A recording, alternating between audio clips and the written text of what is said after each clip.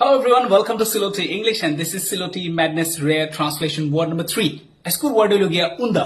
So উন্দা শব্দ আমরা সিলেটি ভাষায় ব্যবহার করি two refer to the body posture. যেমন আপনি একটু নিসা হইয়া আইতা, আপনি একটু নইয়া আইতা।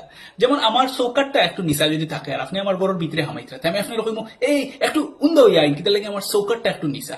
তে এগুলো যদি আপনি ইংলিশ এক্সপ্রেশন চিন্তা করেন তে বাড়িব duck your head a bit, the ceiling is low. Or আমি কইতাম পারি watch your head, the ceiling is লো।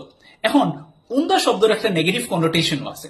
উন্দা শব্দ আমরা সিচুয়েশনে ব্যবহার করি যেন একজন মানুষে কিছু একটা খামর মাঝে অত মশগুল হয়েছে, অত মত্ত হয়েছে যেন হে তার চারিদিকর পরিবেশের মাঝে কিতা ঘটে না ঘটে এটা একদম তার খেয়ালও নাই। তা আজকালকার জেনারেশনের কথা যদি আপনি চিন্তা করেন তো পুরোনা জেনারেশন সবসময় আজকালকার জেনারেশনের উপরে একটা সময় গুজার থাকে, কিতার লাগে এরা সবসময় মোবাইল দেখে, এরা মোবাইলের মাঝে বিজি থাকে, রিলস দেখে, ভিডিও গেমস খেলে এটসেট্রা এটসেট্রা। তো আমরা কিতা কই হে সারাদিন মোবাইলের মাঝে উন্দা হইয়া লাগিয়া থাকে।